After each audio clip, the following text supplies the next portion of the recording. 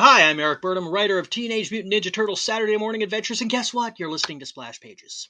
Leo, you're stuck in a box. Carrie, can you just take over? Hey, everybody. What was that? Oh, Leo has been unpacking again, and unfortunately, he's unable to make it this evening. So you get me being a Fleo again. Reddit Hoskiner is hanging out with you tonight. We're drinking some Maker's Mark, hanging out. We have got a great show tonight. You know everything about me because you watch me all the time and you follow me on Owlite and everywhere else. I know you do because you're amazing. And we have some special guests coming with us tonight beyond our special guest. So without further ado, let's go over to Mr. Cooper. Yeah. I have nothing in comparison to our special guest tonight. So I defer to him. Thank you for having me. Okay. Another special guest that we have joining us this evening is Mr. Steve McMahon. What do I do with my hands? Yes, I never know what to do with my hands. I never know what to do. That's why I have a puppet. It's been quite a while since I've done anything with you, but I missed you and I'm here tonight.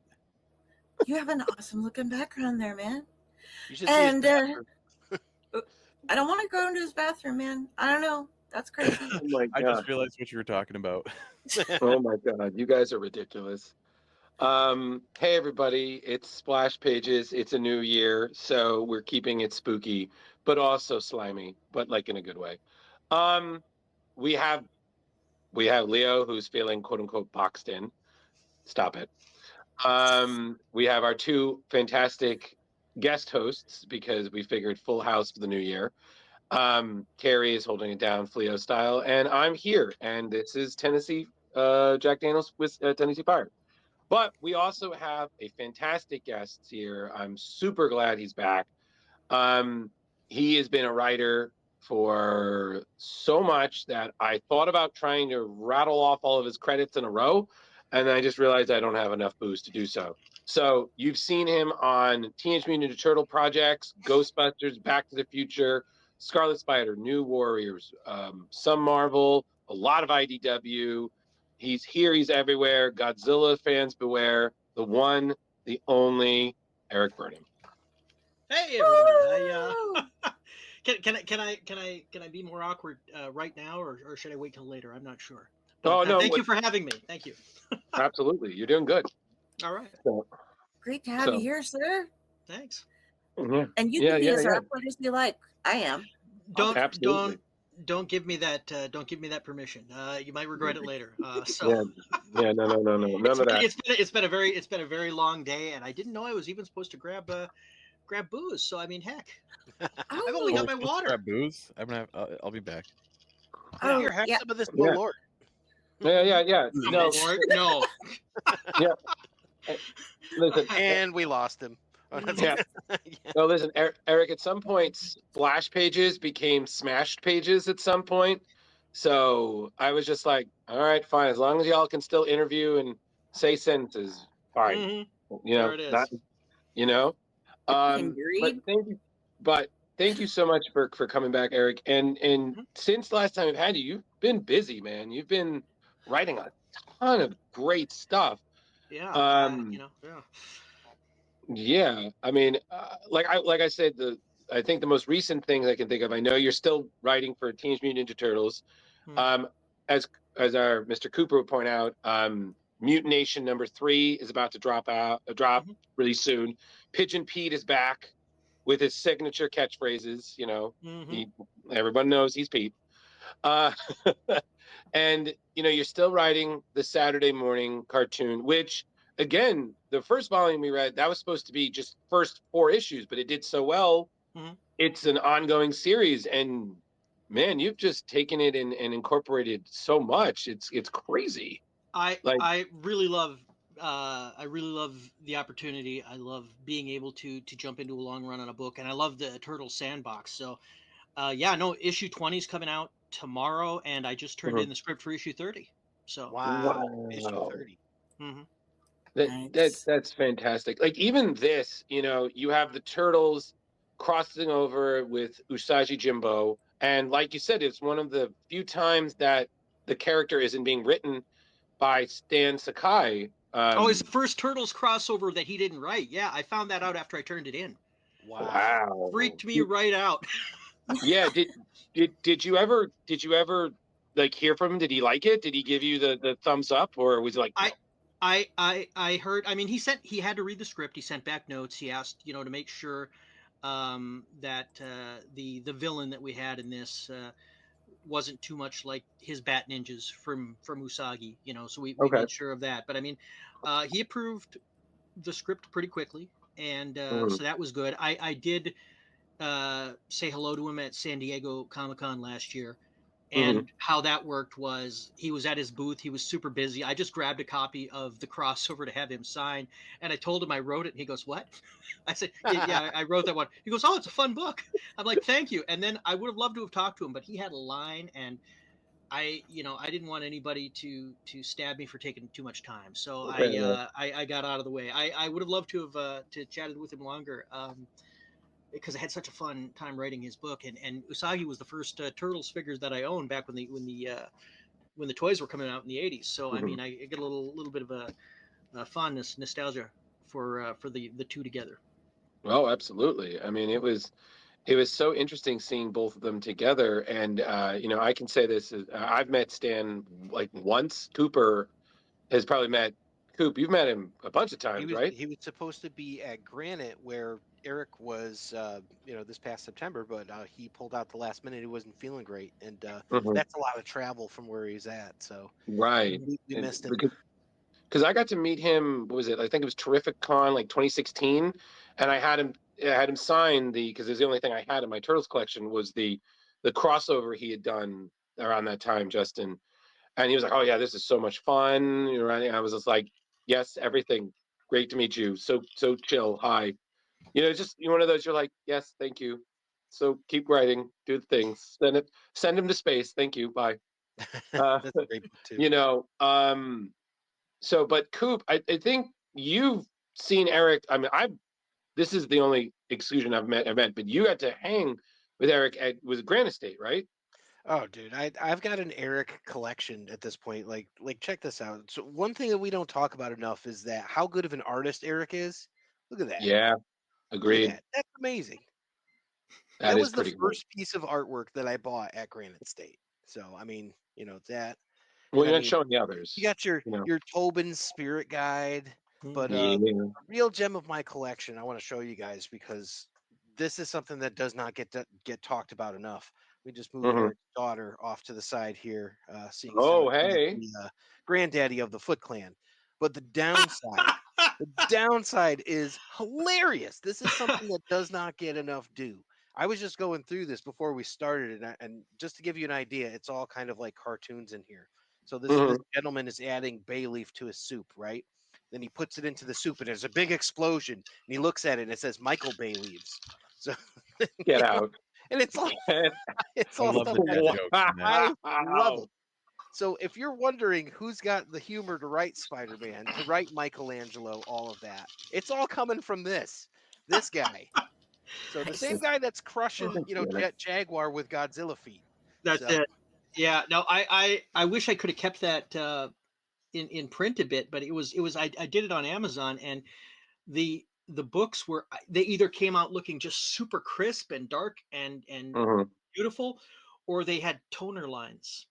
And I didn't know what anybody was going to get when they ordered. I didn't know if they were going to get a super, sharp and crisp looking copy, or if they were going to get one that looked like it was, put together on a dying printer. So I pulled it until I could figure out something better. But it's something that I do for fun for myself and throw on, online Patreon and all this other places. So yeah, it's where the bad puns that I can't find any place else for. That's where they go. Absolutely. No, dad joke machine. Is that yeah. I mean, all you really need is a podcast. That's all we do here. I had one for a while. I ran out of time to edit when I started writing so much more again. I like everybody else, I did one during the pandemic for a little while. So yes, pandemic was a good time for podcasts. Mm-hmm. So yes, Steve. Hi, Steve. I had like 6. Howdy. No, just kidding. But then, so okay, so the other one that I got to bring up is that I didn't know this, but until we did the research. Well, first we have a question. So, how do you keep track of all of these characters' histories? Yes, Sarah Meyer. Yeah. No. Sarah definitely. And Jeff, our Nickelodeon guy, is a Yep. font of information. So what I don't remember, they absolutely will, and what they don't have off the top of their head, wikis have. So eventually, I will get the information. It's really that simple. Watch the show, read the wiki, talk to folks who are more expert than you are, and you're off to the races.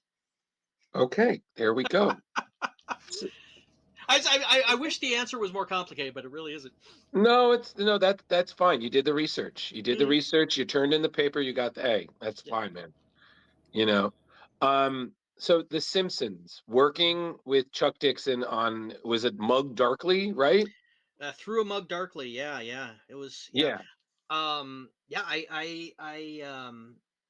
the one of the first online communities I was on was the old Dixonverse message boards in the 90s. It's where I met all the people that put together the Shooting Star Comics anthology. And Chuck and I talked to the Simpsons, and I said I had an idea. He goes, well, I'll turn it into Bongo, and I'll write half of it, and I'll split the take with you. So I mean, I Bongo was hard to get into because they paid really well. Mhm. And it was a really nice check. So I mean, that was just a nice thing that he did for me, basically. Oh yeah. Bring me in to help out. I just off an off the cuff idea of a Homer wakes up in a world with no beer, and that was the idea, that was the gag. And so I wrote, I think I wrote the middle. I think I Oh wrote the middle. wow. Yeah, and and then Chuck did the opening and the ending, and that's how it went. So it was fun. It was, I mean, certainly my only chance to write the Simpsons. Yeah. I mean, the horror at you Now know. this is like almost 15 years ago now. I almost forgot about it. Holy cow. Well, I mean, glad you remember. And I'm just saying, the horror of missing Pizza Day is Mhm. just. I mean, I have to say, as someone who thoroughly loves pizza as much as a turtle, Mhm. that was the real horror ending. I was like, how dare you? That's it. No, God, I no. think you got to blame Chuck for that one. I think No, out I of know, anything, but I was just like, God damn it! I think Oh. out of anything that the best storyline is probably Homer and no beer. Mhm. Just the Yeah. idea of it is Yeah, earth Terrifying. shattering. I know he told me that some of the jokes went too far, and he edited them out before they went off the No. bongo. But it was, it was a neat experience. It was awful nice. And it came about around the same time as we were doing the A teams. IDW put us together for that, Mhm. to split the 4 books. And that's we got to talking about the Simpsons. So it kind of, the one led into the other. So it was just like I said, it was a real solid for him to bring me along on that. I mean, because he doesn't really have much of a like a presence. He's kind of, I wouldn't say he's retired. He's just not really working as much in the industry. Did you ever get a chance to meet him at a con? And Yeah, just yeah, okay. years back. Like I said, this was, I met him at the first con that I went to. Oh wow. And so that was and it was a while ago, but that was the 2002. So yeah, just a little over 20 years ago. And I haven't spoken with him for a while, but Mhm. I know he's still busy. He switched over to novels, and there's a movie coming out this month with Jason Statham, Levin's Trade, and that is based on a Chuck Dixon novel. Wow, I did not know that. That is So awesome. yeah, so that's, I mean, I remember, like I said, it's that much I knew. It's Mhm. I remember when he first wrote that book. So yeah, he's keeping busy with stuff beyond comics, I think. So yeah. Oh, yeah. Fair Well, enough. I mean, Mhm. he also worked on that Hunter Bear Ninja that one recently, so that was an independent book. Okay. I didn't catch that one, so yeah. It's not bad actually. I mean, Fair it's enough. interesting. The hunter and the ninja aren't who you think they are, but of course the bear's the bear. So Of Well, course. yes. Yeah. I mean, I would love a bear ninja, but I just feel like how would that work? And then that's where the creativity comes in. So I have to ask, do you remember any of the jokes that quote unquote were deemed too far? They Or were. It was all. It was all physical humor gags. It was visual gags. That it was just like, no, this will eat up too much space. Get rid of this. okay. There was some extended nonsense with Disco Stew. I think that I Oh, remember okay. was gone. Yeah, that kind of stuff. So. no, we got to Disco take this Stew. out. You're advertising Disco Stew, and he doesn't This is like advertise. this is like a page and a half worth of background stuff. We don't need this. It's just it's going away. Oh, the Disco Stew. Mhm. Wow, Handsome Pete. That's like those Get out obscure here. characters you want to bring in. And then It's for nickels. something that I really noticed, because again, I've been reading just like Mr. Cooper over there. I've been reading the Saturday morning cartoons since the first volume, and I will say when you script the breaking the fourth wall, every once in a while it'll happen, and I'm like, wait a second, and I'll reread the page, and I'm like, oh right, like what was it? I think it was issue 4. They're talking about like, yeah, what's classic, character would still be in print in the 60s or 80s years later, and they just all look at us, and I'm like, oh, Yeah. and I was like, all right, so. Those just always catch me. Like, is that like, how do you weave all of that in, but still keeping within the spirit of the Saturday morning cartoon? I mean, it was something that was a part of the fabric of the show. So I mean, it's easy to keep in the comic because it was always there, and so yeah, no, just when the opportunity presents itself, I drop it in, and there are times when they say, okay, maybe slow it down on the fourth wall breaks. And there's other times when it's just like, it's been a while since we've seen one. Why don't we get a fourth wall break in here, kind of a thing. Boom. But yeah, no, like most of the jokes, it just I do a rough outline pass. The dialogue that needs to be done to take carry the plot forward, the action that needs to be there, and then when I'm formatting the story, whatever joke pops into my head as I'm writing the dialogue out, Right. and getting the panels set, that's what goes, and hopefully the jokes work, and don't Right. there's not a whole bunch of notes coming by saying remove this, change this. Right. And yeah, so it's sort of like ad-libbing a little bit. Yeah. So Yeah. Well, I mean, it's fantastic, and like I said, whenever I'm reading like that, and then Ghostbusters, I feel like I'm a kid again watching the cartoon or watching the real Ghostbusters. Like, you just capture the personalities of the characters so well, because I feel like sometimes some people, they'll write characters and everybody sounds the same. yeah, There's no distinct, but like each time, like I can hear, like especially because this is all the 80s, like I'm hearing all the original cast as their character. I'm like, no, they would totally say it's the same thing with reading any of your Ghostbusters. I hear like Maurice or Frank Welker or like Arsenio Hall, and all of them just like Lorenzo Music, all of it just, and it's so in there, man, and it's just crazy. So I mean, that's just me. I don't know, like Coop, Steve, QN, whatever. I actually had a question about that. When I was rereading it, I read it. I forgot.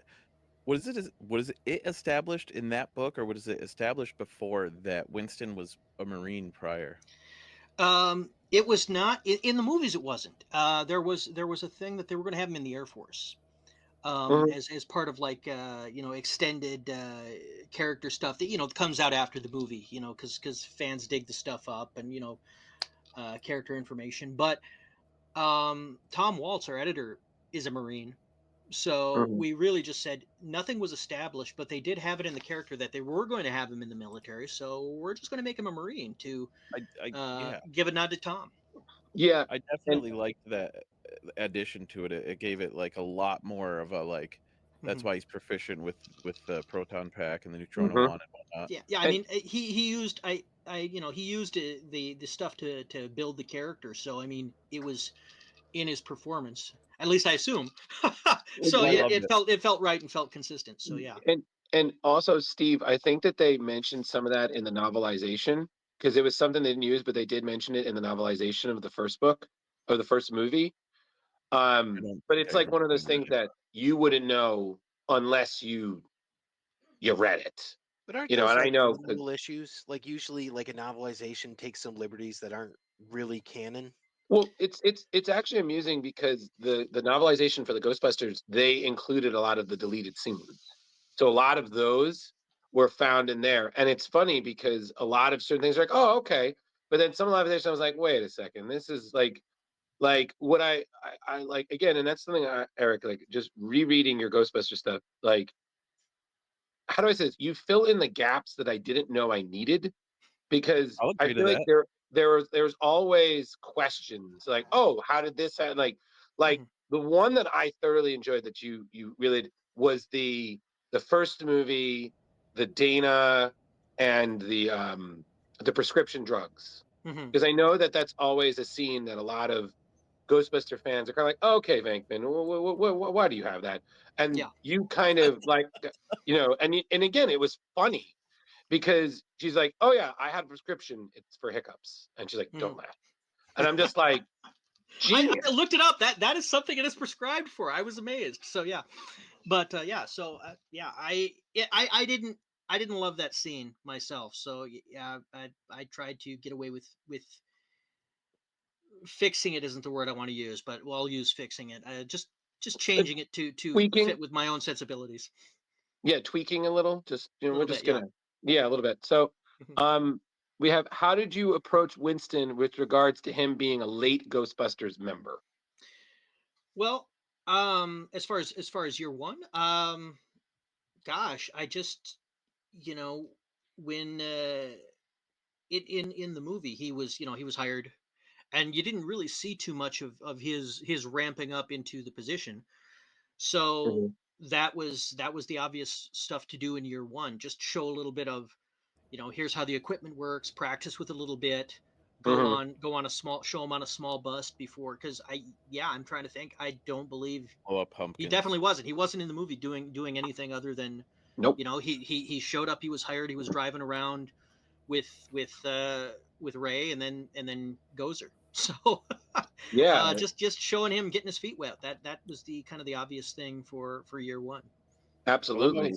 the first what's it called? The first bus that you see other The than first, yeah, Gozer. because you don't get to see him react to anything And for it the was first Edgar time. Allan Yeah, Poe, so it was just awesome. yeah, Oh yeah, yeah. and side note, Eric, Carrie is a big fan of anything involving ravens or Sure. crows. So the second I reread that, really was like, oh my god, she is gonna love that. And I know some, that's some of that is you, and then the other is your frequent collaborator Dan Schoening, who just Hmm. can do no wrong. Oh Like yeah, just uh yeah. Dan needs a prompt most of the time. I mean, I will write a lot of stuff. I No matter how much stuff I write, he will always add more. No matter how little I write, he will always add more. So I mean, he's going to be bringing a bunch to the table no matter what, oh yeah. and it's one of the joys of working with him. Oh, absolutely. I mean, literally, and I love that. Like in the first volume, you had everybody who made up an appearance. You had the Archbishop, you had the desk guy, you had Reginald Van Johnson's character, Hmm. who I feel like I haven't seen a screening, and Coop and Steve. I don't think you. I haven't seen a screening of Ghostbusters where people don't applaud when he shows up. Oh yeah. Oh, absolutely. And Like, see the fun thing, like I said, it's right back to Dan. Some of those I asked for, and some of them mhm, he just said, "I'm going to draw them." That's awesome. They're going in, yeah. because it doesn't say that it can't be them, so it's going to be them. And, That kind of a thing. So and Carrie, correct me if I'm wrong, but I mean, you loved the Poe thing, but you also loved the issue with Ray and when they went back to the library, right? Oh yeah.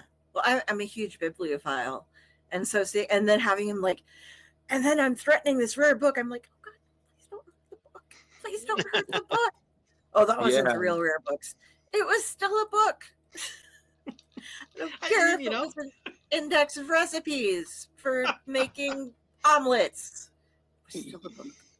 But So again, it just, you filled in the details so well, and then everybody, it was just, I mean, I think that's the thing that I can say, having read, I remember when I first bought like the first issue, it was like, this is awesome, and just reading it till the end, you just really, you expanded, but you also filled in a lot of really solid lore.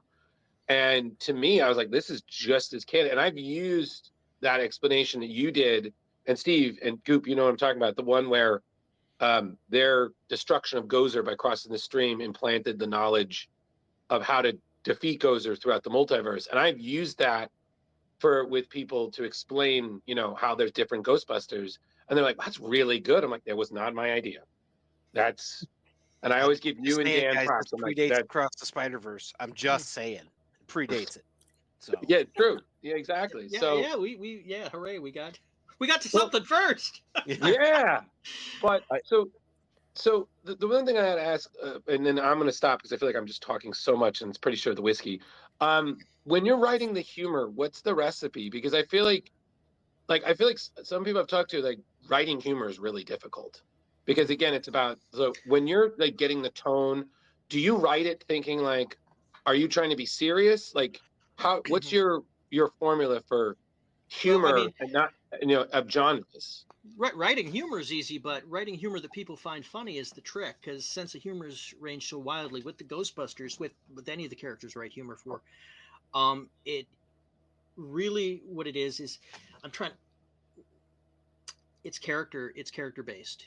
You put a character and their personality in front of a thing, a situation, something weird, and how they react to it is usually, as long as it's like abject fear or aggression, Mm-hmm. the personality will come out. Usually, it's humor.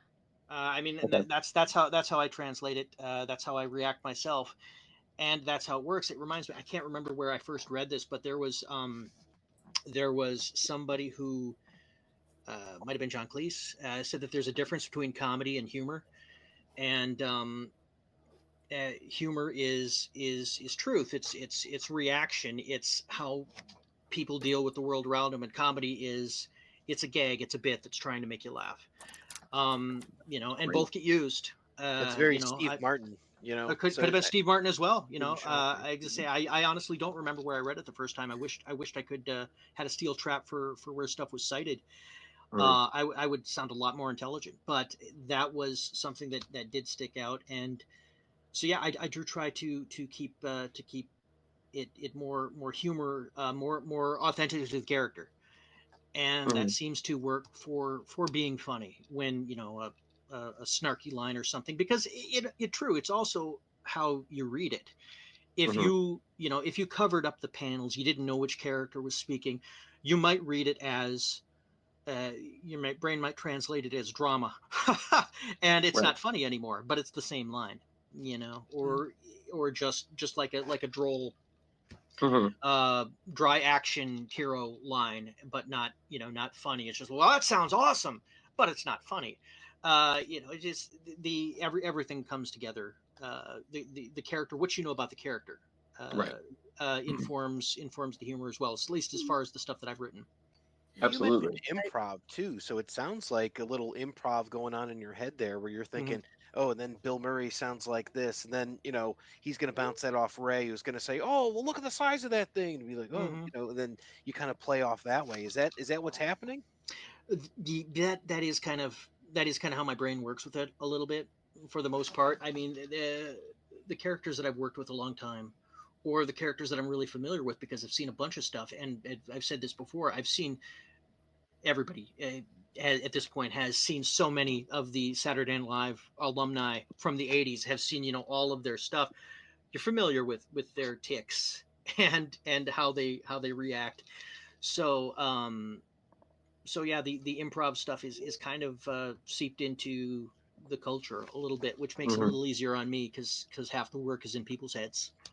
Now, have you ever written like stand up? Like, I assume when you're writing jokes like that, you go back to it and you say that's not that funny. Like you go back and you rewrite it till you think it's perfect. I've never done stand up personally, but I do have a set written for when I do jump that gun. But like I imagine it's the same thing. It's yes and no. There's storytelling in stand up. There's also just setup and punchline in stand up, and that's Right. different than a scene. That's more the kind of thing that you would get at an improv show.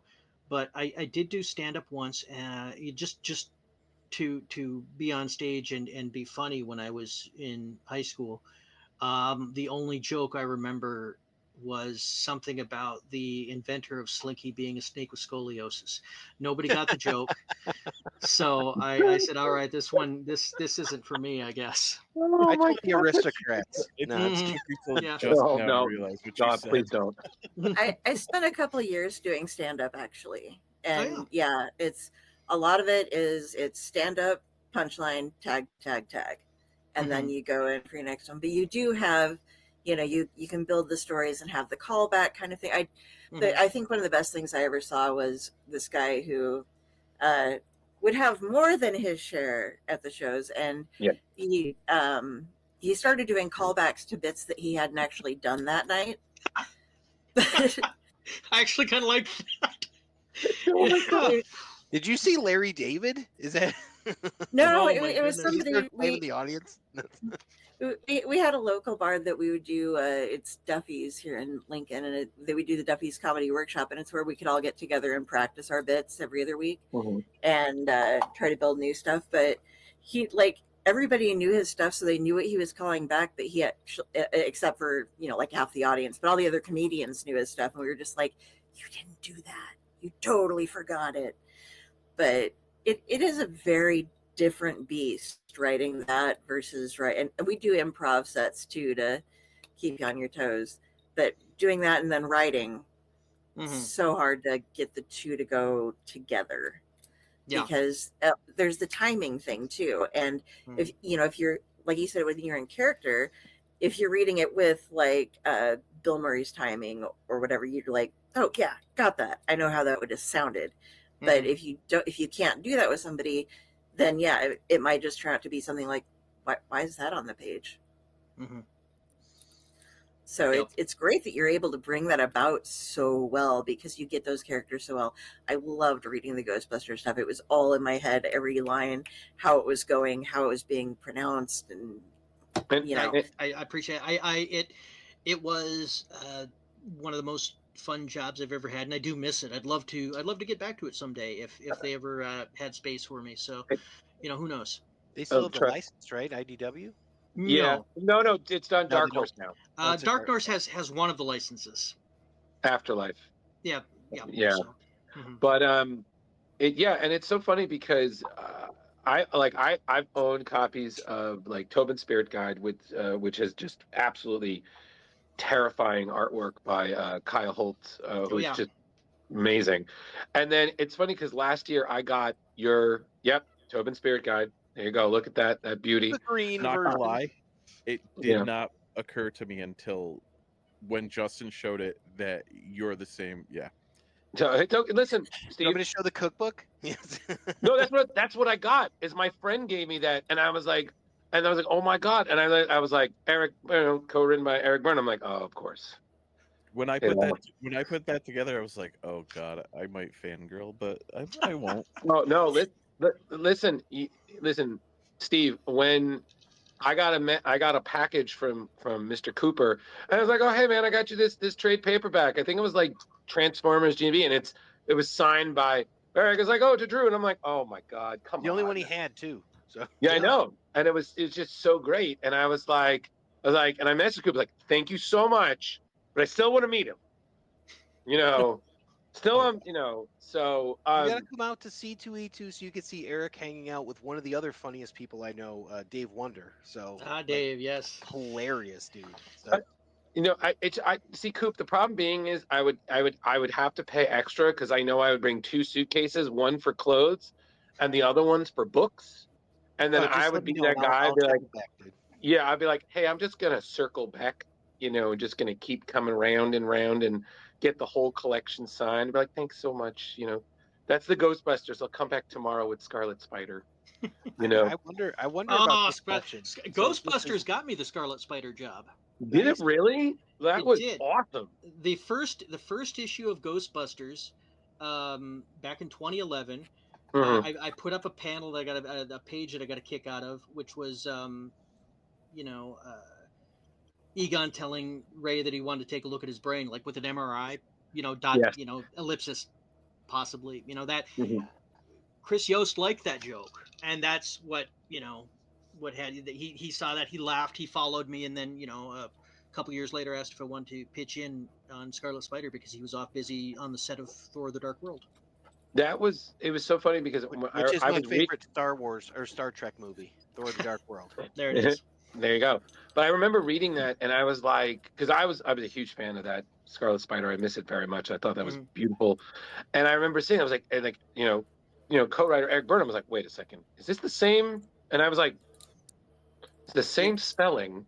Yep. I think it's the same man. It was such fun, and I really I can't thank Yost enough for bringing me along on that, because I loved writing Kane so much. It's different than the type of jokes you would have with Spider-Man proper.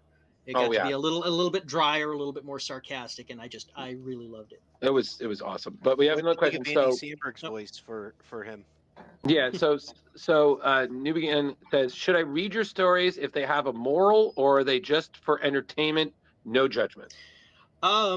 Some of them have a moral, some of them have a theme, some of them have something that evolves naturally out of the telling, and that I want to get across. And the Saturday Morning Adventures number 20 it got the after school special.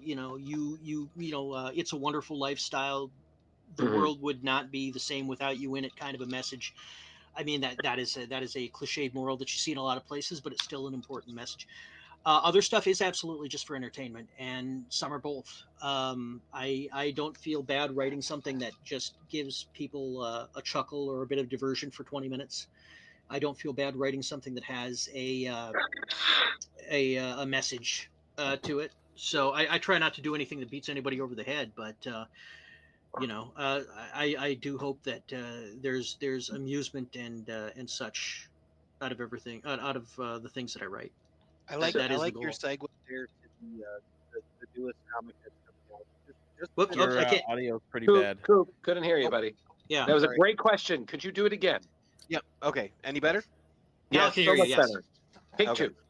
I was just saying, I like that segue, how you're going to the newest comic that's being released, but just to point out, the B plot that you're doing for Mutant Nation, that is a hell of a book. That is a really, really good book.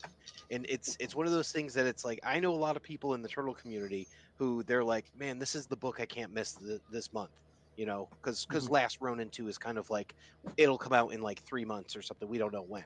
But Mutant Nation is, they're like, oh my God, did you check out that KCB plot? It's amazing. So it's just so good, dude. Like, thank you. You and Santa Luco, when you're doing like the secret origin of the Foot Clan and the hidden destiny. Oh man, so good. Yeah. I love working on that quarter of the Turtles universe. I love working with Mateus. And I don't know when we'll get a chance to go again.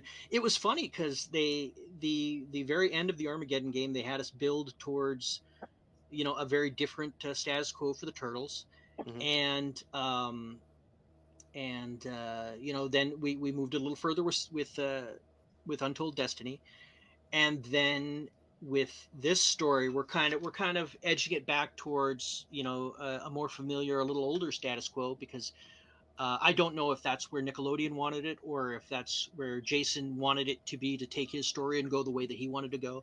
Yeah. But so we're kind of backtracking where we had gotten with Casey and Karai. And just so it's clear, I'm not saying, oh dang that Jason Aaron for undoing my work. That's not what I meant. We'd have to go back in time because he was on last month. So no. Okay. It's none of those things. It's just like I said, we're laying the laying the track to get the characters where he needs them, which is cool. And we found a fun way to do that.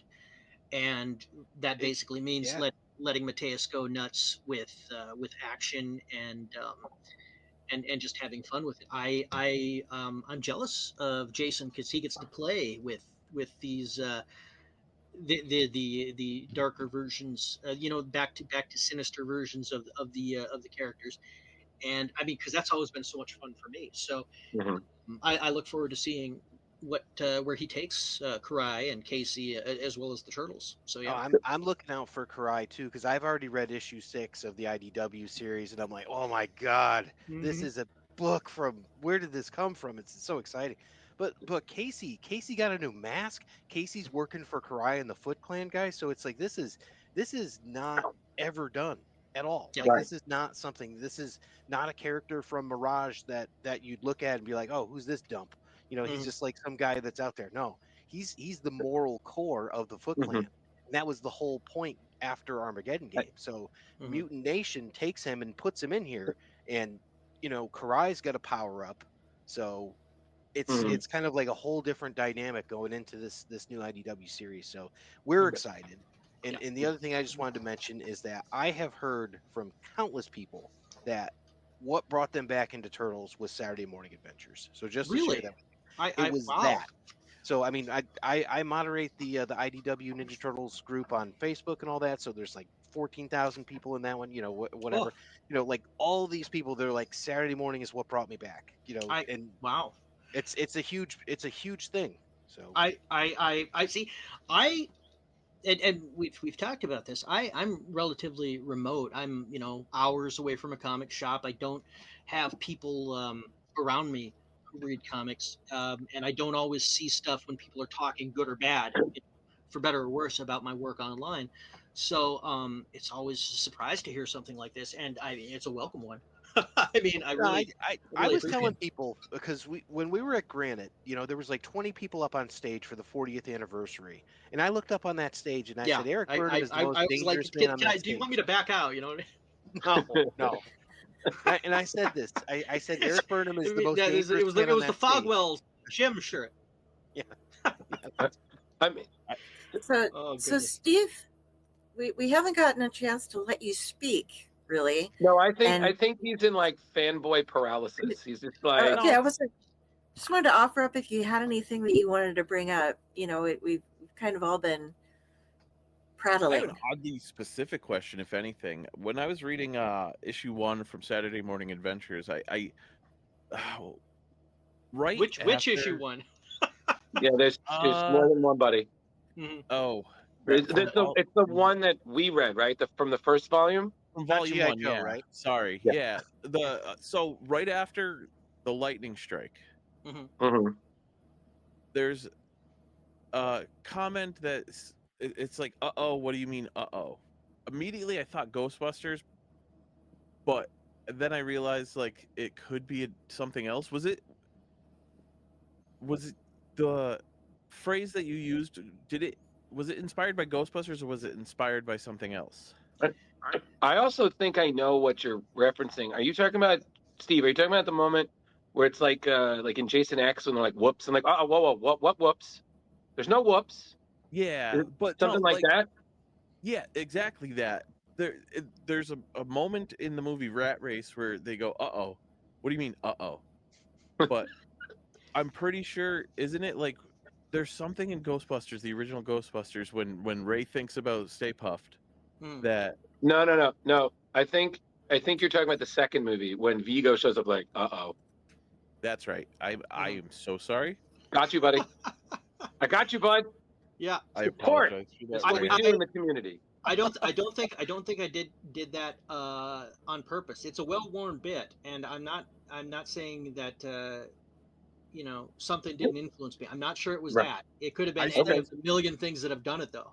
I spent 20 minutes trying to figure out where it was from, and then I was like, it's such a useful bit, and it's popped up in so many good comedies. So I do love that issue. Let me tell you that. Okay. That issue is amazing. Thank you. There you go. So I had actually a kind of a two-part question. So your first Ghostbuster work was you were doing a two-parter for the infestation thing. And what an issue. I mean, you're talking Ghostbusters dealing with zombies, you deal with like a zombified Stay Puft. I mean, and that's funny because I wrote that article when I was writing for Screen Rant. I was just like, yeah, this is the stuff of nightmares.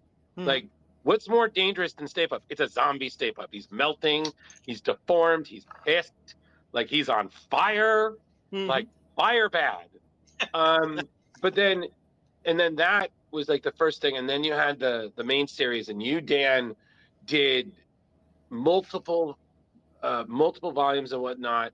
And I've actually been to like events, Ghostbuster related, where I see people cosplaying your characters. Like I've actually Really? seen, and Oh. it's funny because I have a photo with him and I tagged you and Dan on Instagram where I know somebody who dressed like Ray's spirit guide, you know, and Perfect. I'll send it to you. I'll send it to you Please. later.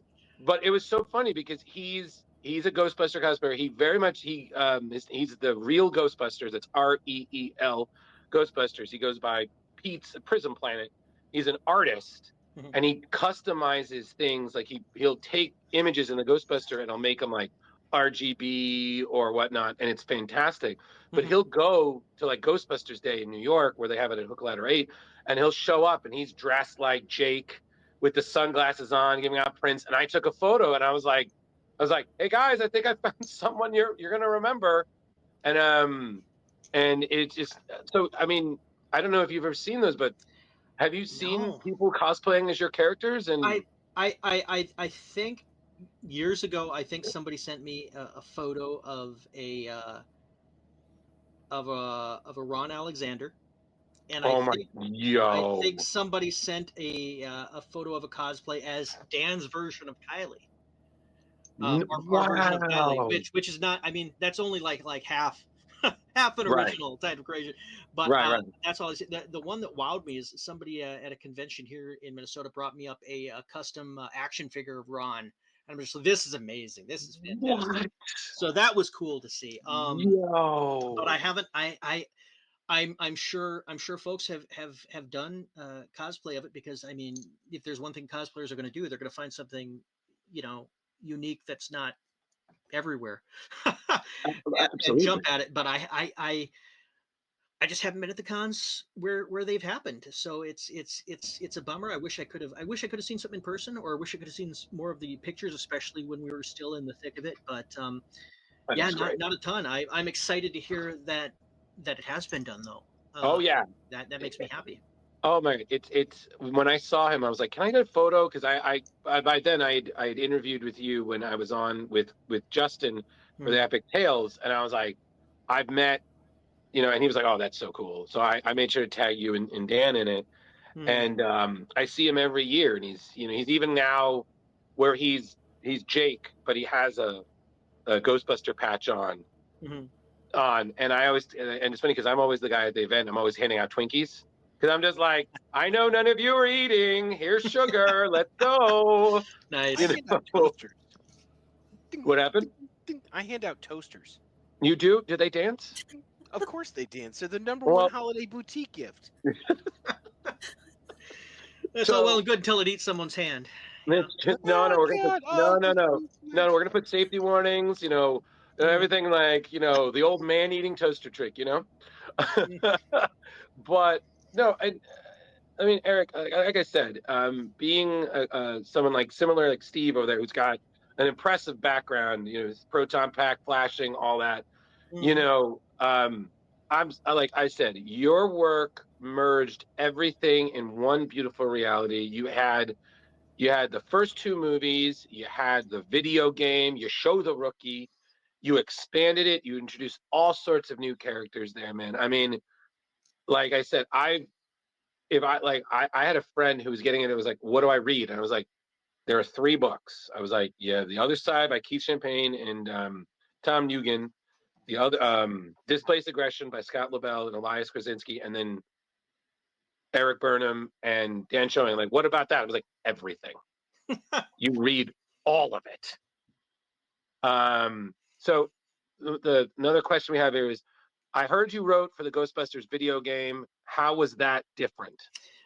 Didn't actually write for the video game. What I did was a couple of years ago, gosh, more than a couple of years ago now, it was forever ago, they did a mobile game, AR game, Mhm. kind of, somewhere between there's a Star Wars battle game and Pokemon Go. It was somewhere between those Oh, two Steve, you games. must have this. And it was tried I it. downloaded it and I was just like, this game is like it's huge. It's like a gig and a half. I can't keep this on my phone. But Mhm.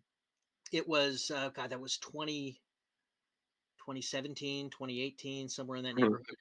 But it was yeah, it was just a mobile game. So the before the battle, the characters say something. I just went through and they had the Korean developers had put into temp dialogue, and I just went and I changed it and added some things to make it sound a little bit more brand specific.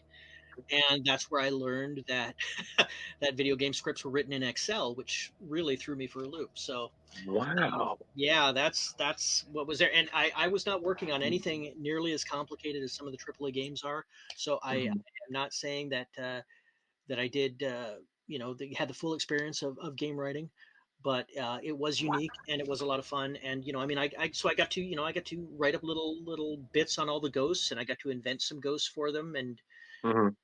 and the dialogue for the Ghostbusters and the characters that went through, and they used just about everybody. So that Yeah, was yeah. totally. Steve, do you have more questions? I want to give Not you right the. now. Okay, I'm just saying. I just want to give you the ample chance, man. He's like, I No, no, mean, I'm Steve, good. you're the strong Halo. silent type. Try to You're be. Egon it right now. So I just want to make sure. We invited you on. We didn't want you to be, No, Ghostbuster eye candy over there. Steve, no, why don't you tell Eric who your favorite ghost is? oh, you Oh can't yeah, do that to me. Because I put him know on the you'll have a spot. good one. Say that again. What do you say? Who's your favorite ghost? You could pull from the real Ghostbusters. You could pull from the comic. Who's your favorite? I'll tell you this. This will give it away. My dog's name is Moogly. Oh, there Oh, you go. come on, man. That's pretty. God sweet. damn. I also I he's like the he's boogeyman. he's 100% like white. Like that's why we named him Moogly. Oh my God. That's pretty cool, dude. Yep. Yeah, it's pretty dope. I'm not gonna lie. I have been encouraged by my partner that there was like no Ghostbuster names. I was like, I would never give a child a Ghostbuster name. I am like, it was like, no, we're not giving any kid Egon. Like it's gonna get nailed. I learned Sam that from Nick Hain. Cage. It's What? Sam Hain. It's always Sam Hain. That's true. That's true. That would have been And my second one. Yeah. and speaking of, I remember like, what was it? Eric, correct me if I'm wrong. You did a series where it was the Ghostbusters and Holidays, right? Yeah, we did. We did one. Yeah, there was one that came out before us. Mm-hmm. We did a sequel with like different. They did 4 one-shots that were like kind of holiday, Halloween one and a Right. Ghostbusters to Comic-Con and Valentine's Right. Day. We did. So what we did was we did different holidays. We did New Year's Eve. We did Mhm. Day of the Dead. Right. We did not. We did with not Christmas, but Krampus. Krampus, Krampus. Sinterklaas, the 5th. You're right. The Cinder Yeah, yeah. Claus. Right. Yep. And then I forget what the 4th one was, but yeah, we did just first Devil's Night. Yeah. So Yo. we kind of we kind of danced around Halloween for 2 of them, and then Mm-hmm. Christmas and New Year's, and we just without technically being the same. So we just we dived into some different lore and had some fun with that. I Well, get it. Ghostbusters meets the Crow, and Winston has a twin brother who's a cop. Dear God, This all adds up. stop. And then Stop. I mean, they can't- had license That's a for a comic while. you I'm need sure to we do. could have tried. God, Poop, just stop trying to pitch the Crow. It's just not going to happen. It's No, not no, okay. no. Tim Seeley's It's already Ghostbusters writing it. Multiverse. But I mean, speaking of I mean, again, every crossover, man. I mean, you had the real Ghostbusters, which was trippy as hell. You Mhm, had the Answer the Call. mhm. Um, which was absolutely fantastic. That you had the mega crossover. You had, I mean, remember you did Mars Attacks, right? You did like that was like an early one. Mhm. I was like, wow. Yeah, It it was was the first line wide crossover. Yeah. yeah, it was So, just That's like, coming back too. I think Mars yeah, it Attack. is. Yeah, Mhm. Mars Attacks. They're doing Mars Attacks with Red Sonja. So it's like, wow, random. But was there any? Okay, here's a good one. Was there any Ghostbuster thing? Like, do you have like stories that you're like they're the like the Erik Burnham Lost Years? Like, and it was like you never got to, but like if they're like, hey, do you got something in the tank? You're like, go. Oh no, we absolutely. I mean, we always left room for more stuff. The end of Crossing Over, we left seeds to do some other things. You know, I mean, Okay. one of the characters, Jenny, the ghost, she's stuck in the tank. I mean, we, you know, Oh they yeah. want her out of there. There's always some ghosts. Something popping up that we could do. There's, you know, you can pull the Chris Claremont stunt of going back to something that was uh, resolved, sort of, and but as a dangler is enough to bring back and I, re-refer to later. I, I've never heard Chris Claremont use as a verb, and now I'm going to use it. Oh no, All the time, man. it's a whole thing. He made a habit of leaving just little things that were intentionally dangling that he could go back and weave into the story at any time, or just leave sit. It was a really good way to, you know, I don't know what I'm going to do with this month. I've got an idea. I'll go back and just pull this to the forefront. And I mean, that's how you write a book for 17 years. But Jeez. That but explains I mean, why you work so there's well always with stuff. Tom Waltz too. Yeah. So Yep. Oh yeah, Tom does the totally. same thing. second coming of Chris Claremont. Yeah, man. Oh yeah, it's, you know, it's we did both get to write Wolverine, although he got to write a little bit more Wolverine than I did. Uh, we still did. Anyway, I, I, I'm still hoping one day you're gonna do some more Spider-Man, because, like I said, Scarlet Spider was great, and I was just like, man, I just do I some would love Spider. to. I would love to. I there was, you know, IDW let me do 3 issues of the Spider-Man Marvel Action series, and I had such a Mhm. great time with that. And I would absolutely love to write just, you know, one story with classic, you know, been there Right. since the '60s 616 Peter Parker. That would be fantastic. But you know, until that opportunity comes up, I can't complain about what I did get to do. Indeed. So we have another question. Did you ever reuse Ghostbusters Versailles? I don't think so. Oh, Yeah. The in Ghostbusters International, when they popped over to Paris, I don't think I used anything there. So yeah, no, I Question. have to say no. well, all right. Well, Mhm. crazy. So we're coming up to wrap it up. So did anybody have any other questions that you wanted to ask the man? We're coming up on that end of hour. Steve, Coop, Not necessarily Carrie, questions. I Ratasha. really just wanted to give an appreciation for the stuff that you've done for both Teenage Mutant Ninja Turtles and Ghostbusters, because I'm definitely I'm glad that I'm here and got to speak with you tonight. Oh, I appreciate it. Thank you so much. I'm you know, I'm glad you enjoy the stuff. I was glad to hear anybody does. You know, like I said, I hear almost nothing here in the middle of nowhere, so it's gratifying. Appreciate it. So let's give a hypothetical here. This will be kind of salacious. We'll do this. So you get 4 Marvel characters. Oh 4 my Marvel God. characters that you get to pick to be Ghostbusters. Who are you picking? Oh God. You can On pick the Galactus, spot. On whatever the you want. spot, it's tricky, man. I see one Uh, hanging on the wall behind you that I was thinking. So mm-hmm. Who's hanging on the Yeah, wall? Batman. you got the thing hanging back there, right? I do. Alfred E. There is Newman a thing. Batman. There is a thing. Yes. You know, the obvious ones, and then the less obvious ones. Let's see. Damon Hellstrom. Okay, Would be that's a Okay. great one. one. Yeah. Yep. He's definitely not And afraid of any ghosts. no, he definitely would not be. Mhm. Let's see. Maybe he's got to get these ghosts, similar to Brimstone, so he can, do his pact with Mephisto, so to kind of Mhm. release Oh himself. God. There you go. Let's see. So David Hellstrom. Then sneak in. Go back to Europe. Go with. You know what? Nightcrawler. I'm gonna go with Yes. David Hellstrom. I'm gonna go with Nightcrawler. I am going to go with. Let's see. Doctor Doom. Yeah.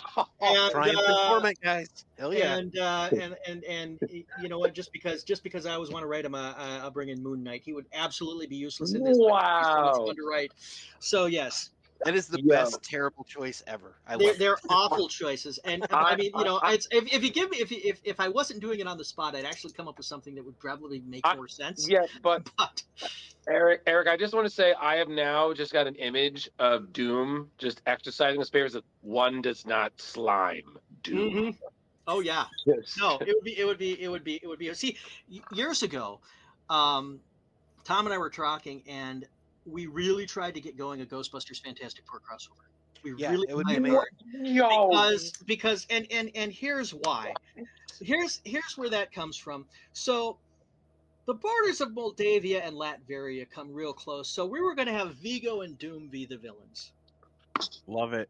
And we couldn't get Marvel to say yes. But Come on. I so wanted to do it. It would have been such a great bit of fun to have the Ghostbusters and the Fantastic Four. Their personalities would have worked really well off each other, and it would have been such a Oh my God, Steve! If you had said no and you hadn't come on, I would hold this over you forever. I'm not even gonna lie. Hearing Reed Richards tell Egon what he's doing wrong. Oh, they would be yes. so much fun to argue. It's absolutely would be great. And I just you know, Ray and Sue, Winston and Ben. It's just, you know, they kind of pair Peter's up naturally. constantly Johnny on and Peter out on the town. Great stuff. I am so mad right now because, like, I swear to God, I will literally make like a post like, we just heard this, Marvel, please. What the fuck? Yeah, like what the Mephisto? And then you've got Wow. Ray going, you see there, you got Johnny Human Torch. You get these rags, you take them, you light them on fire, you become the regular Human Torch. That's not safe for children. I apologize for swearing. No, you can swear as much as We you want. are 18 and up, bro. Just don't go doing drugsies or something, you know? We Indeed. had another question that said, who would they battle? I guess they would battle Vigo and Dr. Doom. Vigo Yeah, and Vigo Doom. and Doom. Like, yeah, I mean, Those, I'm sorry. I just can just see. My trick would be how long before either Doom or Vigo is just like, yeah, fuck this guy. Oh yeah, no. I mean, that's the thing right there. That's the time bomb. It's perfect. It would have written itself. Honestly, it would have written itself. They don't even have to battle. One of them is going to destroy the other one. Mm-hmm. And you know the worst thing I can just imagine is at the end, you find out Vigo left Doom a souvenir and it's a toaster. I'm like, I'm done. I'm done. I'm going home. And then the toaster's got a little slime coming out of it. I'm like, okay, that's it. You got the end at the end. I'm like, yo, I'm done. We call that I'm going home. easier parts, my friend. Yeah, but oh my God, I'm so mad at Marvel right now. I have a mighty rage. But Think like of pranks that Johnny Storm and Venkman would be pulling on Benjamin Grimm. You know? Oh yeah, no, it would be yes. It just it would have been a great bit of fun for me, and you know, so I love contrasting crossovers like that. So it would have been like the old, you know, famous Archie and meets the Punisher. I love stuff like that. So absolutely, and again, that's why I feel something like when you did the Turtles crossing over with Ghostbusters, that's the contrast worked so well. They similar personalities, so yeah, it worked. Yeah, Leonardo hanging out with Winston is one of the keynotes of the. I just love that relationship, and it wasn't like low hanging fruit. It's like, oh wow, there's really these guys would be really good friends, and they're the two out of all of them that makes the most sense. Talking about how they were hiding the tools, it was so great.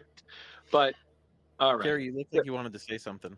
Yeah, Carrie. Oh, I was just totally curious about how Mood Slime would work inside of Dr. Doom's armor. Like, would he turn into like a mood? Like, suddenly is he moving? Like, does it based off of his mood, or if he's surrounded by enough people that are like giving out certain emotions, could they like make Doctor Doom being like happy dancing even though he's fucking pissed because he doesn't want to be happy? But if I'm treating Doom like Marvel treats Doom, and I'm playing fair, he would just magic it off. That's true. Done. And he goes, I'm not sanctioning this nonsense, and it's not going to affect his personality because he's got his iron will. I remember the old the Emperor Doom graphic novel, where the purple man is like, your armor is doing everything. So he takes off his armor and stands in front of him and says, "Okay, stand on your head, kill yourself." Oh my God, nobody. That's what you do with Doctor Doom, and that's. No. I mean, you got to keep the characters who the characters are when you're playing. No, Carrie. The other great idea would be is if they mood slime, like positive mood slime Doom, and he gives Reed Richards a hug. That's just epitome. Just like, wow, like this will never happen. And then later on, Doom's like, we will never speak of this. Yeah. That's one of those Santa books. The other thing is my absolute favorite Doom scene in all of Marvel Comics is from Damage Control #2 and Dwayne McDuffie. Dwayne McDuffie. Yeah. It's where they sent somebody because Doom's was late on a payment. Mm-hmm.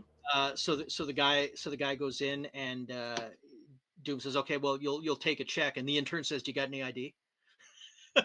and he's just looking at him. The guy is just like, please let me live. And Doom's like, no, he's right. You got to follow protocol. He hands him an ID because, got anything with a picture?